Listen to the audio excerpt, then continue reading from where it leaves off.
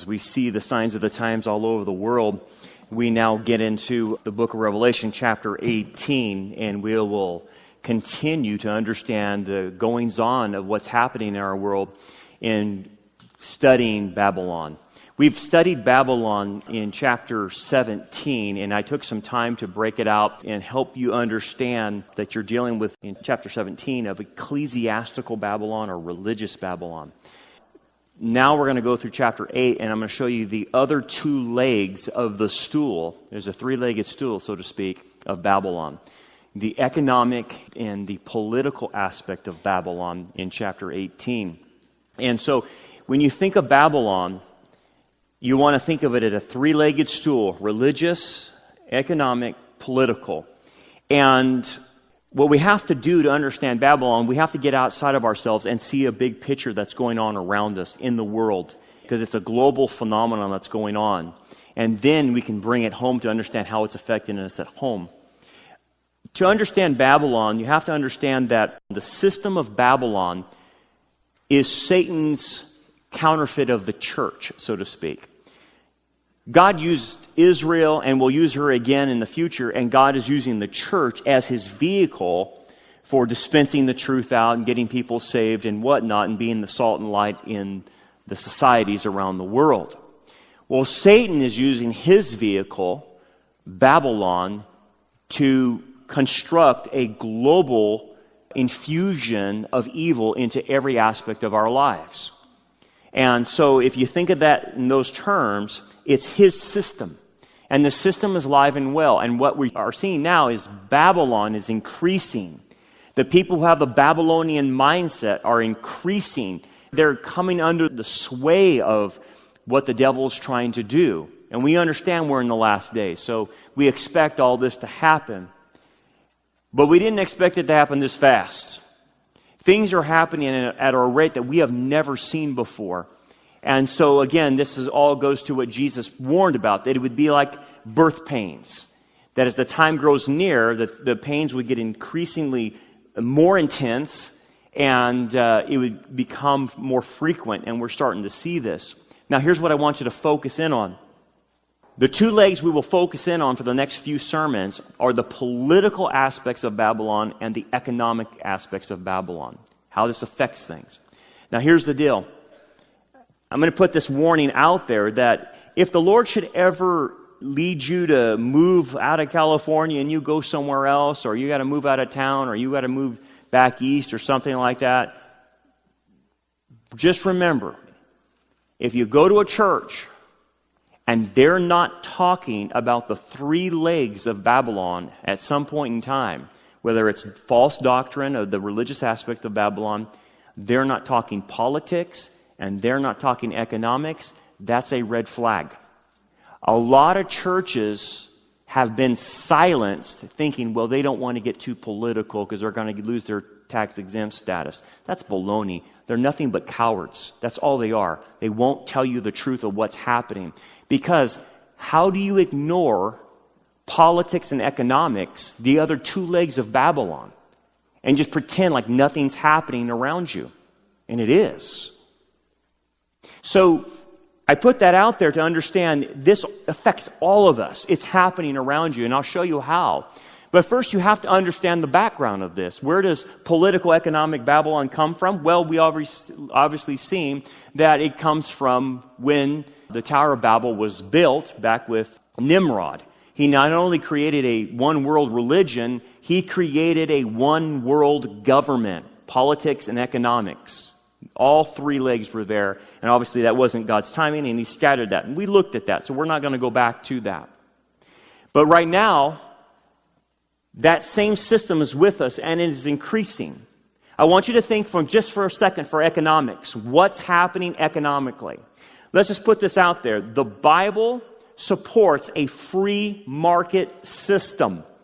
We would term that as capitalism. Not unbridled capitalism, capitalism with morality, but nonetheless, the free market system of capitalism is the closest to the biblical ideal. Guess what's under attack?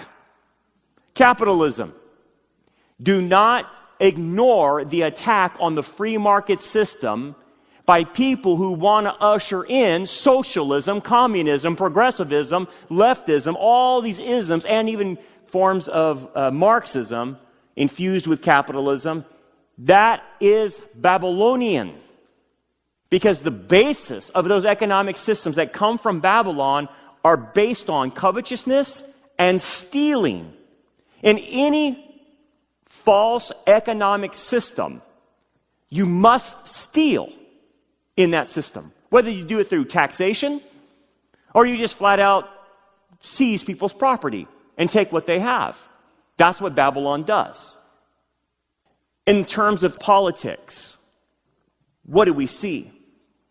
We're seeing an ever-increasing postmodern nihilism in our politics and in the media, because I think they're complicit as well. Well, what do you mean by this, nihilism? Understand what postmodern is meant to do. Postmodernism is meant to attack absolute truth. It's meant to say that truth is relative and therefore can deconstruct everything in our society. Have you noticed a deconstruction in the American society? Everything that we once held to has now been questioned and deconstructed. Whether that's sex, the proper venue for that, whether that's gender and how God says they're male and female, that's been challenged. And it creates a nihilism which just everything just deconstructs and there's nothing that has any meaning in life. And then you have these warring factions going on in our country. I mean, it's gotten so bad. I saw a story this last week where, now get this, follow me, this is weird. Feminists were mad at transgender men trying to be females. And the feminists were saying, you can't be a female because you're a male. And I'm thinking, this is the lunacy or the nihilism that these thought patterns get you. You have radical feminists telling the transgender he can't be a female. And they're warring together, and it's just totally deconstructing our society.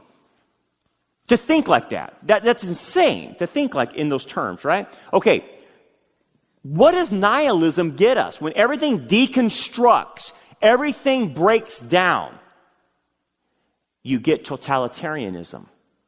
You get a dictator.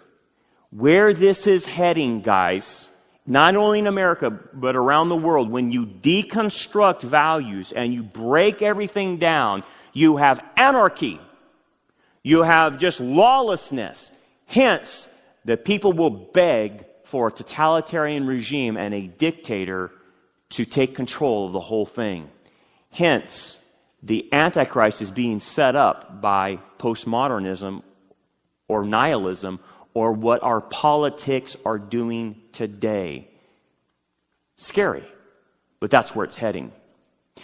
Let's unpack a few things in the first few verses of this chapter, in chapter 18. And chapter 18 is going to do some background, and it's going to do some futuristic predictions about what happens to Babylon. But anyway, let's start in verse 1 of chapter 18, and this is looking at the destruction of Babylon. The first thing is this: after these things I saw another angel coming down from heaven, having great authority. This is the authority from God on behalf of God, right? And the earth was illuminated with his glory. This is a derived glory coming from God. So this angel then is going to execute the judgment and the fallenness of Babylon in the tribulation. So it's all future, and it's projecting us into the future and saying this is the end game for it. This is where it ends here. So in verse 2 it says, and he cried mightily with a loud voice, saying, Babylon, the great is fallen, is fallen. And notice it's a double reference. Fallen is mentioned twice. The idea is that God is removing the satanic system of religious Babylon and commercial Babylon, economic, political. And so that's why the term fallen is used twice. Okay, but this Babylon is a real place. This is not a metaphor. Now, right now, you don't see Babylon. She's systemic in people's governments, in the economy, in academia, and she's there. And she's working through the churches. She's hard to locate her. But eventually, what the scriptures are saying is that she's going to become locatable.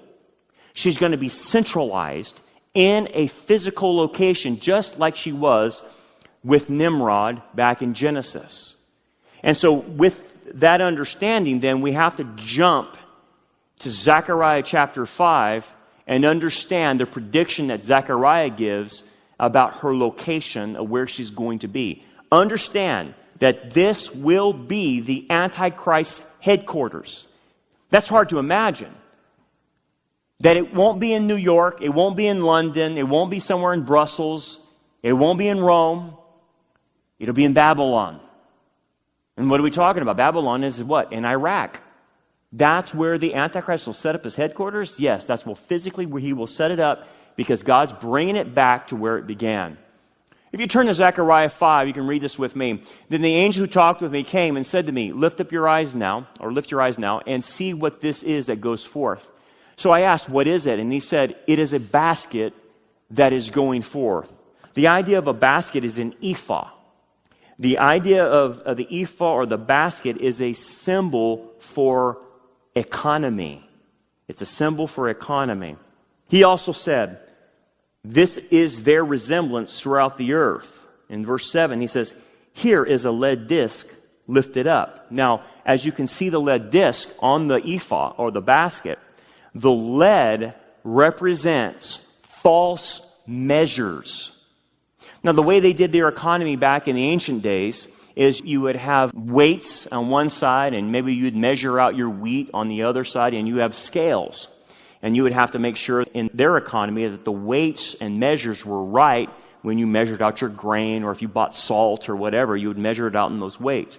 The idea of a lead lid has to do with that it's an economy, but it's a false economy. It's a bad economy. It's wrong. It's not based on biblical values.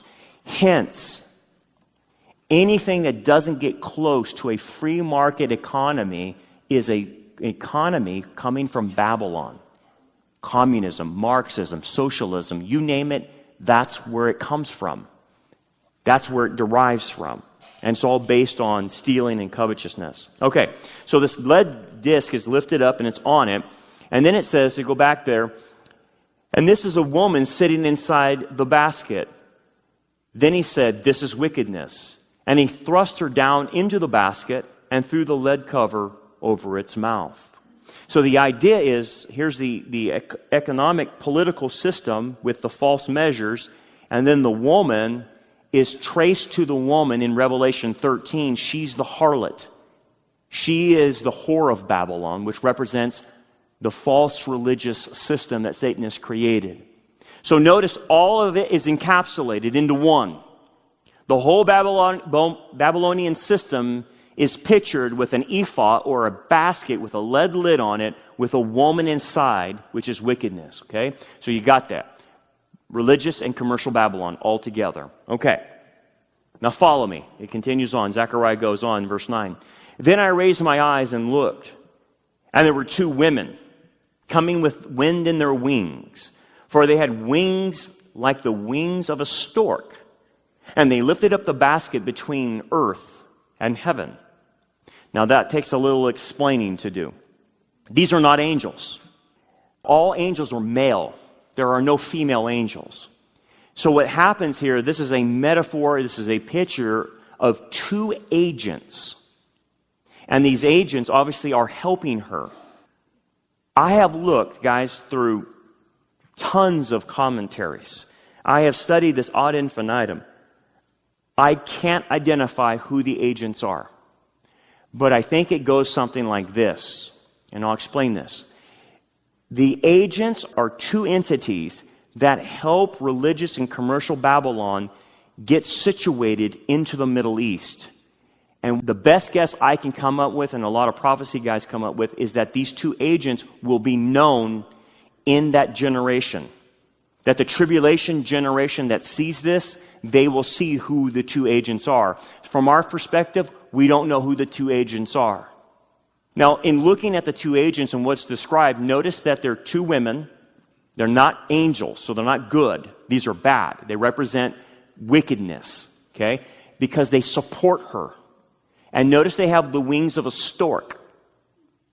The wings of a stork symbolize an unclean bird. That's one of the birds you could not eat under kosher law. So anytime you see the wings of a stork, it's an unclean animal which represents evil, okay? But the other thing is, you have to understand the Hebrew mindset of the stork to get the picture. A stork's name in Hebrew is very close to Hesed. That's what we say about God, that He's Hesed, loving kindness. That's how we describe God in the Old Testament, that He is His loving kindness. The same Hebrew word is used for stork. You think, well, that's interesting. Yeah, it is. Because if you watch a stork, and this is why I think the Hebrews put the name on the animal, is a stork will do everything for her babies. She will care for them, nurture them. And an interesting thing about storks, they reciprocate this back to their parents. When the stork parents get older, the younger storks take care of them, and actually storks actually help them fly, the older parents, as they're going. So they have a reciprocating relationship. They will sit there, and if fire is going on them, that stork will stay there and protect her young. And she will burn up in that fire with them. And then when they're old, the young takes care of the older parents, sometimes actually aiding them as they fly. The Hebrews caught this, and they said, that's like God. That's like His Hesed. And anyway, that got put onto the idea of a stork. The baby thing that associate with babies, that's pagan. That's just all pagan, because in the summer solstice, just as an aside, if you ever go on Jeopardy, this is why babies are associated with storks. In pagan mythology, they had the summer solstice in June, and it was a fertility cult, obviously, and that's when they have a lot of sex. And if you do the math, 9 months from there is you start getting to March and April when you start having babies if you conceived in June, right? Well, the storks migrated up north into, Europe and all these other places in March and April.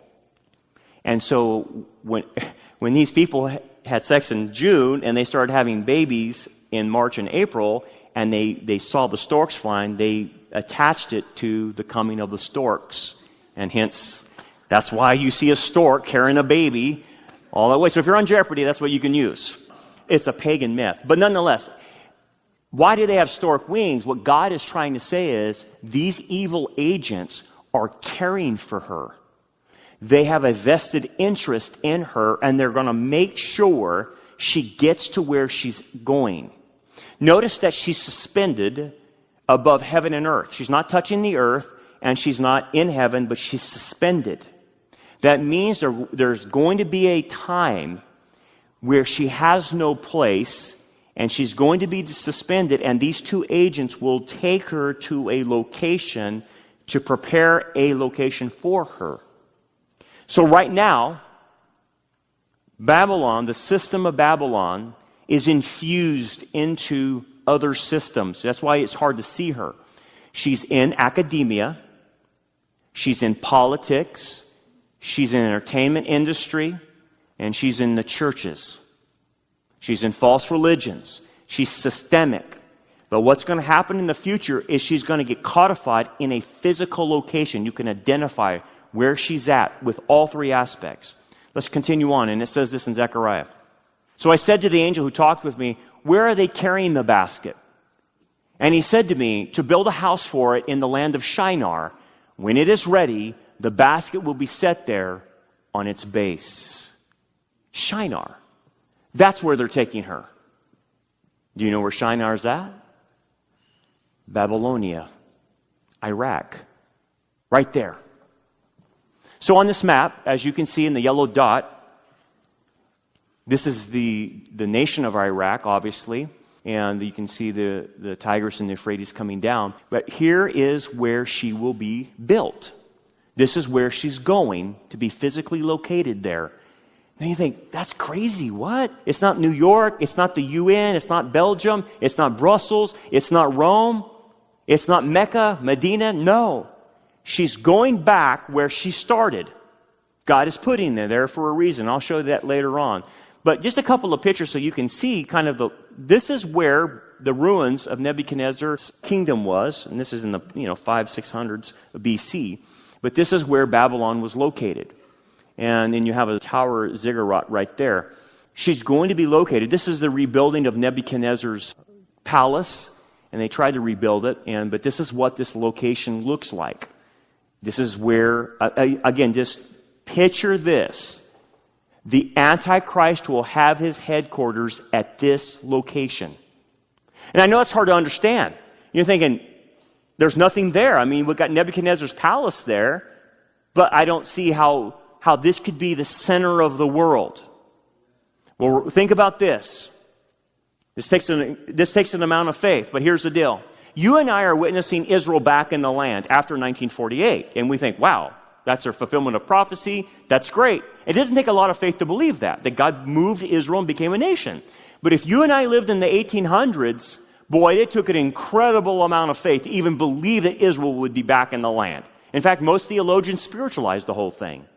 What I'm saying is the precedent has been set already with Israel. If God can bring Israel back and become a nation, he can bring evil Babylon back, and they could create a kingdom for the Antichrist that easy, because God will allow it to happen. You look at a city like something like Dubai. And if you ever look at pictures at Dubai, it's incredible. But oil money can build quick. And when you have endless amounts of money and you sit on oceans of oil, sky's the limit. It totally makes sense why the Antichrist would build his headquarters over an ocean of oil. I get it. Interesting enough, this is the Ishtar Gate of Babylon, and this is actually in the British Museum. When you go to Britain, there it is. The Ishtar Gate. Yeah, it's the name for Easter. That's where we get the word Easter. It comes from the Ishtar Gate. I want to show you this. This is interesting. This is the UN building. They actually modeled it in building it off the Tower of Babel. Notice its construction. That looks like it's half built. That's completed, by the way. That's completed construction. And they did this because the mindset of the world is we want to rebuild Babylon. We want to get back to one language, one people, one group. Isn't that amazing? They're following the line of exactly what the Bible predicts they're going to do and starting to put it in their actual architecture. It's insane. Look at this propaganda, I call it, of the European Union. It says, if you can't say Europe, many tongues, one voice. And then you have the stars, which they actually stole out of the book of Revelation and misused it. But nonetheless, you can see these pictures of these block people. I find that very interesting because Babylon was made out of blocks and bricks, squares. And they picture these people. It's like they don't even know what they're doing. You would think as a Bible student, can't you guys see this? You actually want to copy Babylon? You want to do that? Because that was a bad thing. And they think it's a good thing. Isn't that crazy? Anyway, so the point is, it's going back there. But go back to Revelation now. We're back in chapter 18. And look what John is told happens to this location. And has become a dwelling place of demons. And a prison for every foul spirit. And a cage for every unclean and hated bird. Now here's what we find out from Babylon. When it is destroyed in the tribulation, it becomes uninhabitable by regular human beings or animals or whatnot. But notice what this text says. Who is there, though, after it's destroyed? Demons, foul spirits, cage for every unclean and hated bird. That's not a regular animal bird. It is a reference to demons. The whole thing is a reference to demons. So what's going to happen, and then John is projecting at the end of it, what happens to Babylon, is that there are two locations on planet Earth during the kingdom age that will have a perpetual burning of fire and brimstone at their locations. Let me show you on a map. Obviously, what you're seeing in this text, Babylon, and then this other one is Edom. This is where the Jews will be when Jesus rescues them. There are 2 locations in the future, in the kingdom age, that will have this perpetual burning of fire and brimstone, because these will be reminders of where the demons are locked into. They are imprisoned there, right in that location, because during the kingdom, there's no demonic influence, there's no Satan, he's bound in the pit, and demons are stuck at these 2 locations and cannot tempt man. They're in so much a spiritual prison, if you want to call it. And that's why John mentions this, that they're going to this prison eventually, because they're behind all of this, the demons and Satan. Go ahead to verse 3 then. For all the nations have drunk of the wine of the wrath of her fornication.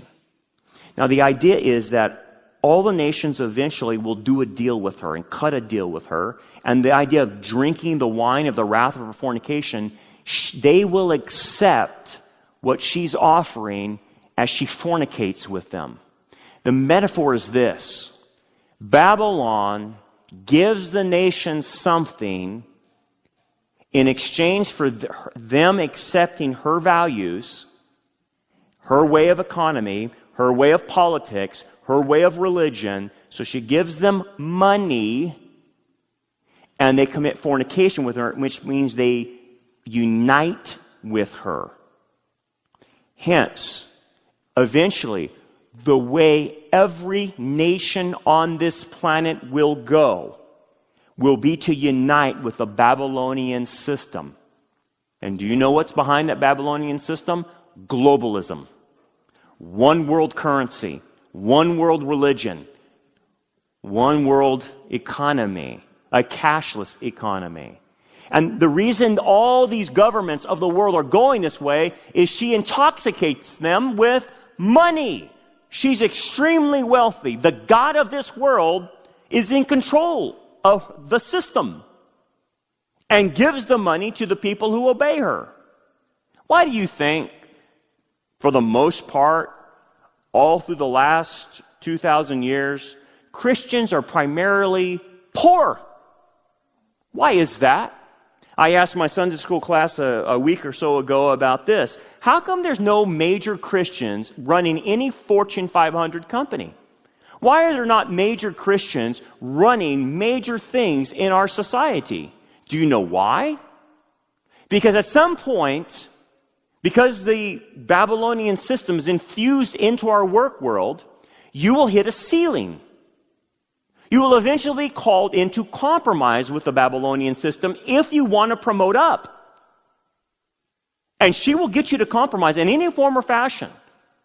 But that's why a lot of Christians can only go so far, because what is asked of them would basically be to give up their principles of Christianity in order to rise to that level. And so basically, into every system is a ceiling. There's a ceiling. Oh yes, there's 1 or 2 handfuls, Hobby Lobby and In-N-Out Burger are controlled by Christians, but not too many. There are thousands upon thousands of major companies that there's no Christianity in any of them. Facebook, Twitter, there's no Google, there's no YouTube, there's no Christians there. Maybe they work there, but they're underground. They're not controlling things. Why? Because it's the devil's system. He only rewards his own. And he'll reward you if you compromise, but you got to give everything up. You got to give your Christian values. Let me bridge now to just a little bit of application. How deep is the Babylonian system of economics and politics hitting you and I personally? Well, it's in your economics, obviously, and some of us feel the pinch of that. But one of the things that Babylonian system does is it goes after the weak. It doesn't go after the strong. It doesn't go after people who have their minds made up and they have figured out life and they're into adulthood and she doesn't go after them. She goes after the young, to brainwash them before they reach adulthood, so then she's got them into adulthood. I am very frightened, and you should be too, of the millennials and how they vote. They're eventually going to take offices. They're eventually going to start running our country. They're eventually going to start filling all the pulpits too. And I can tell you what kind of pastors they are. They're the most dangerous pastors to ever be around. If I'm telling you that from a religious standpoint, how much more on the secular standpoint? Let me show you something real quick. Do we have all the teenagers in here? They're not in youth group, right? All the teenagers are in here, are they? Are all the junior hires in here? Yeah? Are you still playing on your phone, guys? Okay, get off your phone right now and pay attention to what I'm about to say. Okay? Quit playing Candy Crush or Fortnite or whatever you're playing right now. Teenagers, you're the target. It ain't targeting me. They know they can't convince me. She's going after you. So parents, grandparents, that's who she's aiming at. Now, teenagers, if you're in school, especially a public school or a charter school, or you're doing anything with the state of California, I want to show you the whore of Babylon and where she's at and what she's doing through your educational program. Let me show you something. I'm going to go rapidly, real quick through this, but anything triggers, I want you to pay attention to this. Bible-based versus social engineering, Babylonian indoctrination to kids. Creation, Bible-based, versus evolution. If you hear evolution being taught to you, a lot of these guys are not teaching it. They're teaching things that are 30 and 40 years old. They're not even up with their own stuff, by the way. But if evolution is being taught to you, that's the whore. Okay? Young earth versus old earth, progressive creation. So you even have churches that compromise and say, yeah, God did it in ages, not 6 days. Belief in absolutes versus relativism, tolerance, anti-Christian, pro-Islamic. Your schools are starting to become pro-Islamic and anti-Christian. Isn't that interesting? Life is from God, be fruitful and multiply, the Bible says. Their mode, abortion, population reduction, depopulation is their call. Marriage is between one man and one woman. Theirs is diversity of families, 2 men, 2 women, whatever. Abstinence until marriage. What the school systems promote, sexual promiscuity. As long as you wear, birth control or some type of thing, then they'll say it's okay. Do whatever you want to do. Biblical family structure. Different kinds of family structures under the Babylonian doctrine. Normal gender identity, man and woman. No, for them, diverse gender identity. Acceptance, promotion of this nonsense. Promotion of mental illness, basically, is what it is. Biblical truth on theism, one biblical truth. Multiculturalism, integrate multi-ethnic and global for all cultures and perspectives, which the idea is that you and I can't judge Islam because it's just a different culture. So when they throw homosexuals off a building, or a woman has less of a status and can't drive a car, you're not to make a judgment on that. How dare you? Or how dare you come upon a woman wearing a potato sack and can't see out of 2 slits out of the eye and say that's religion? I find it amazing that the feminists won't say anything about Islam. Oh yeah, kingdom's not divided, that's right. Private property, the Bible says. Promote individual responsibility. Well, we got to change cultural assumptions, mold global citizens. Private property, no private property. Redistribution of wealth, collective ownership of the planet. We all own the planet. Captain Planet is their call. National sovereignty, patriotism for your country. No, for them it's globalism, indoctrinating our children to accept citizenship in the future global village. Humans created in God's image is the biblical norm. Humans are superior and are to take dominion over animals. Environmentalism, animals are superior. Humans are to blame for environmental problems. I find this interesting. Your teachers and professors will blame the bleaching of the Great Barrier Reef in Australia to global warming and warming of the oceans. It's a lie. The bleaching of the reef's been happening since the 1100s, for goodness sake, and that's as far back as we can measure. Why did they do that? Why do they give the hoax of global warming when they know there's no science? It's all a political issue behind it. They can't trace anything to carbon emissions. They can't. There's no link between carbon emissions and higher temperatures. By the way, use this one, kids. The greatest temperatures in the United States in the last 100 and something years are not occurring now. They occurred between 1933 and 1936, Dust Bowl. I want to see Al Gore blame the SUV for that one. Right? Remember, he said he invented the internet, right?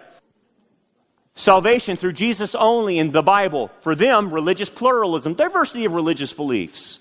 Sexual moral standards upheld in the Bible. Homosexual lifestyle promoted. Death, hell, or present with the Lord is your alternative at death. For them, reincarnation, born on the earth again. Individualism, we are created in God's image. For them, collectivism, individuals aren't important anymore. Local control versus federal and state control. This is why the school systems are in the mess they are. There's no local control. It's all controlled by the state or controlled by federal. The Bible's against that. Privacy versus data collection. Every time you're on the internet, every time you're on your phone, you're being tracked. Every time. Competition in the workplace. We don't want any competition because everyone gets a trophy for doing nothing. High standards in the Bible. Reduction of quality and standards. In fact, we just simply have quotas. You want to go to college? It's not based on merit anymore, whether you get straight A's and a high SAT. It's based on whether UCLA has a quota for Asian Americans, Black Americans, Chinese Americans, American Indians. It's all quotas. It's all quotas. Teacher-led is the way things should be done in the Bible. But what's happening to the classrooms? They're turning our teachers into facilitators. They don't want them to teach. They want them to facilitate. Direct teaching from the Bible, but they want group learning. You ever been in a school and they always put the kids in groups? That's Babylon. That didn't come from the Bible. Objective tests, repeat learned facts. Subjective tests, express your feelings. How do you feel about 2 + 2 is 4? Well, I don't feel so good about that. I think it's 5. How would you like to try it out when you're doing a heart operation? And say, well, I'm a little off, I'm going to cut this dude's chest, but if I'm off, a couple inches, I'm all right. Is that how we work in society? Oh my goodness, it's crazy to think like that, but yet that's how our new math is. Developmentally age appropriate in finding, a job and whatnot. And for them, it's developmentally age inappropriate. The idea is Babylon wants you to get into the trench of your job already, without you figuring things out. They're trying to track you into a job. Pioneer spirit, work hard, build a home, farm. For them, social justice, redistribution of the wealth. Independent, self-reliant, self-worth. For them, dependent on the government, no feeling of accomplishment, low self-worth. Just saw the stats on the federal government's budget. The overwhelming majority of the budget is for people who are dependent on the budget and the government. Beyond the military, beyond all these other things, it's entitlement programs. The majority of our federal budget is entitlement programs. I mean, for goodness sake, I want you to think about this, guys. If you go to a public school, everything's free, by the way. Someone's paying for it, but it's free. Over 51% of the California's budget is education. And look, our scores keep going down and down and down. They keep pouring more money into our educational system, and yet our kids come out weaker and weaker and lower and lower, lower and lower and lower. And they keep just throwing more money into it. And you start looking at this, and you're like, I think I see what the problem is. I think I get it. They're dependent on the government. And then at some schools, a kid can get a breakfast, lunch, after-school dinner when they leave school. Where's the parents? Why do we have kids getting 3? Well, they have a bad background. I get that. But at some point, who's paying the bills on this? The entitlement program of education is so ballooned up, and yet we get nothing back from it. I don't get it. But Babylon does, because you graduate a bunch of kids who can't read. 80% of the kids coming out of high school are leftists. They vote left. Don't tell me the school doesn't have an effect on them. And yeah, I get it, it's the parents. But this is social engineering that's happening. And no one's seeing it. No one's dealing with it. Guess where all of this comes from? I didn't just pick this out of the air. This comes from Common Core. This is what they're teaching in the high schools and the elementary. I didn't make this up. This is what's infused in the curriculum. Your kid will be taught to be a global citizen who accepts relationships, all kinds of junk.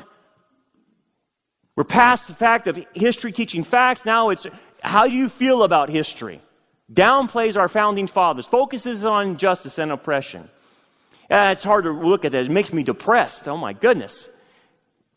Why do I do this? Whether you like it or not, it's happening. You can turn a blind eye to it all you want. But the school systems are doing it, the universities are doing it, the politics are doing it, the economics. Why would the majority of younger people want socialism? We used to teach kids that we were fighting communism. Remember that? The bad Russians, the bad Soviet Union, and that was in the Cold War, and we fought against that, and fought against communism, and now it's embraced. Babylon is taking over, guys. She's taking over. Let's go back to the text. The kings of the earth have committed fornication with her, and the merchants of the earth have become rich through the abundance of her luxury. Now, notice this. The kings of the earth represent the politicians. And notice this, that the merchants are the business people. Okay? The Fortune 500, Google, Facebook, all those. So there's two people benefiting. Notice the two legs. Politics, economics. You see the two legs there? That's her two arms in this system. They become rich, and this is why they do a deal with her, because they become rich in the abundance of her luxury. Super rich. I mean billionaires. Billionaires overnight. And I heard another voice from heaven saying, "Come out of her, my people, lest you share in her sins, and lest you receive of her plagues." Now, just a little background about, wait a second. Why is God calling his people, and in context, this is the Jews, out of Babylon before he destroys her? We'll see this next week when he destroys her. Something has happened. Well, let me fill this in a little bit. What happens is this. When the Antichrist, it begins the tribulation, he cuts a deal with Israel, and he's hunky-dory, he's their friend, he's their buddy, he's their pal with Israel, okay? At 3.5 years, he breaks the covenant with Israel and then goes on the rampage to destroy every living Jew on the planet, okay? So he goes on a rampage. He sets his armies in the valley of Jezreel, preparing for the campaign of Armageddon, and then he attacks Jerusalem. Once he attacks Jerusalem, obviously who's there are Jews.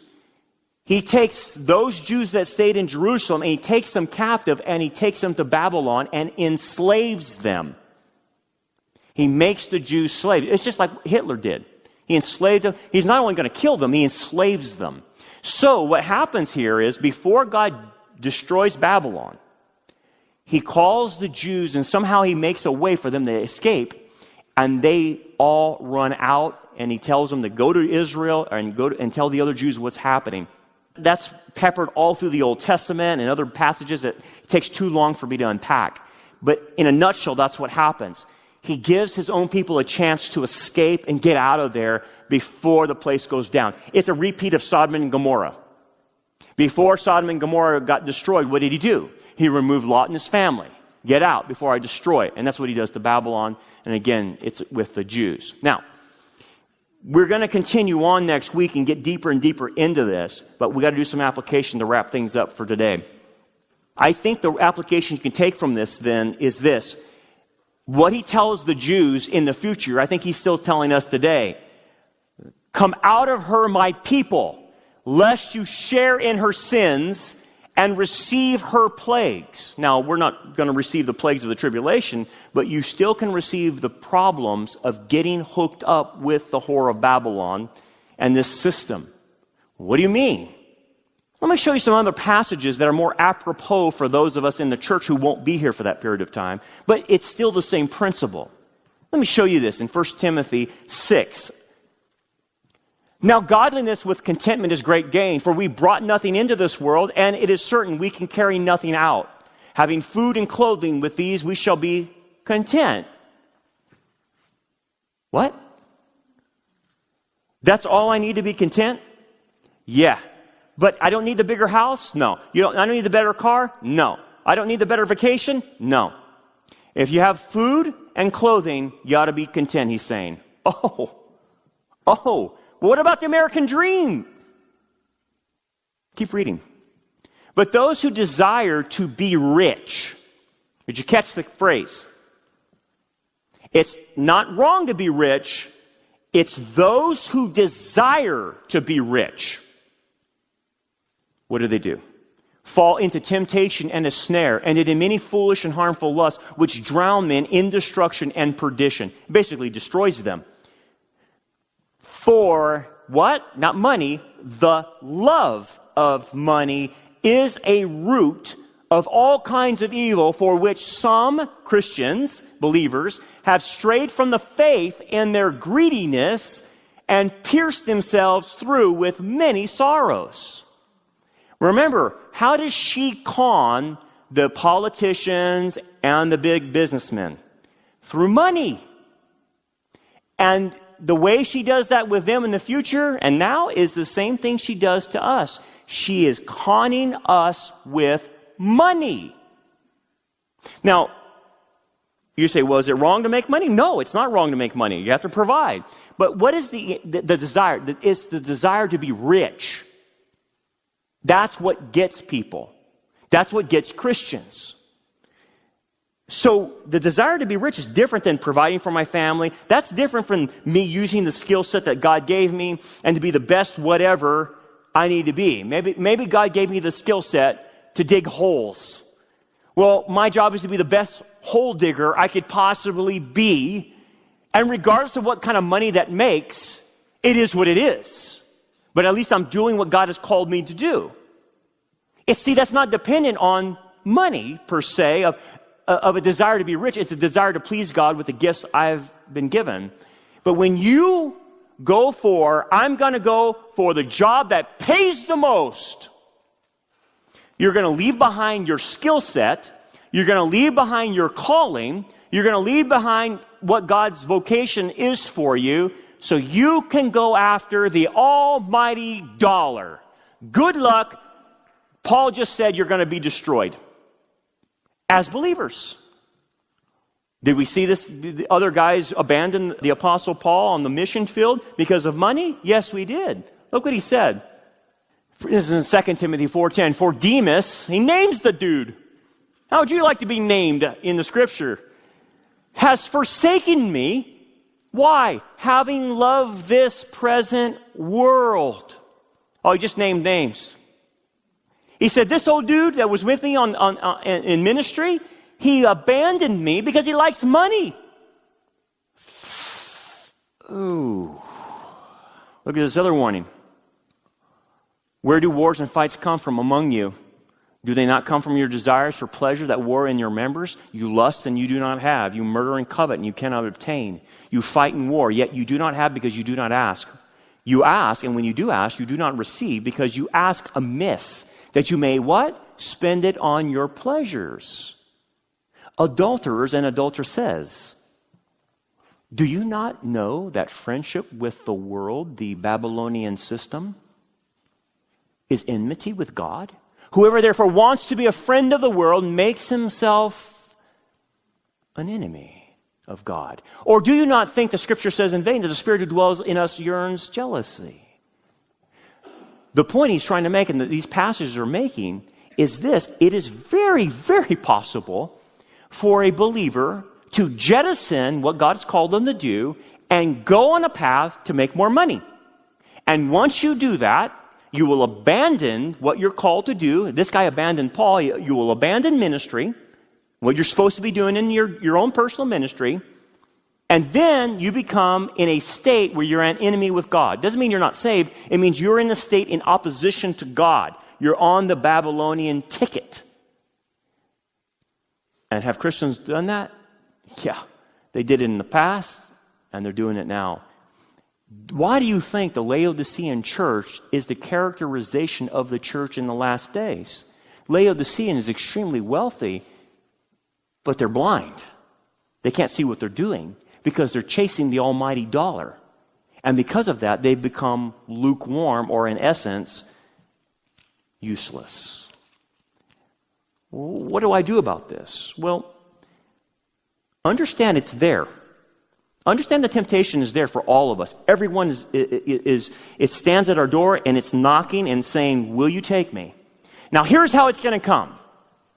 It's not going to come with the Babylonian system saying, hey man, reject Christ and I'll give you some money. It's not like that.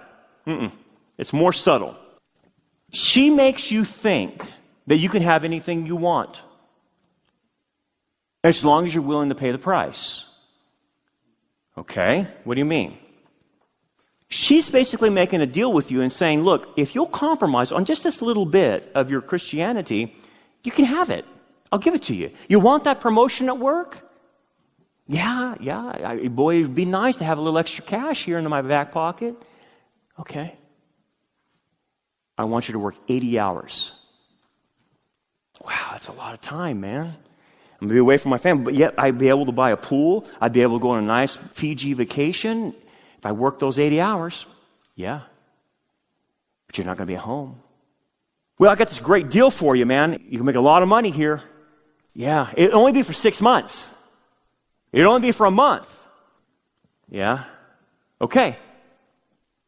But you're not at home anymore with your kids. You see how subtle she could be? It's not me doing it. It's her. And she cons you into thinking, oh man, money. See, money's intoxicating to people. Intoxicating to you and I. And it would be something that subtle. And then eventually, once she gets you there, it's like, well, look, they owe it to you, dude. All the years you put into this company, they owe it to you. So it's okay. Cut a little corner here, cut a little corner there. Take for yourself some stuff home with you. They won't know. Take some money home with you. They owe it to you anyway, and all the overtime you've given them, right? And before you know it, you're embezzling, and you don't even know it. You think you're being owed it. And see, it starts working like that. And before you know it, you're there, and you're saying, look, I'm doing this for my kids. And that's what she's going to say. Well, don't you want your kids to go to a good college? Well, it takes money. So do a deal with me. I'll guarantee the kids will go to college. Just do a deal with me. And you're stuck between your own kids and her and thinking, and then Jesus is there. Well, I wouldn't be outright sinning now, it's only for 6 months. And boy, we could have that car that we need, and boy. And then what will happen is this. Follow me. Everything will work out. Once you decide to take the bait, everything works out. And you'll say, this must be a God thing. Everything just opened up. And did Jonah have enough money to pay the fare? Did Jonah have a ship going in the right direction? Did Jonah, as he was moving, did he fall asleep because he was so comfortable in that decision to run from God? You better believe it. The devil makes you think because it's easy, that must be God's in it. It's the opposite.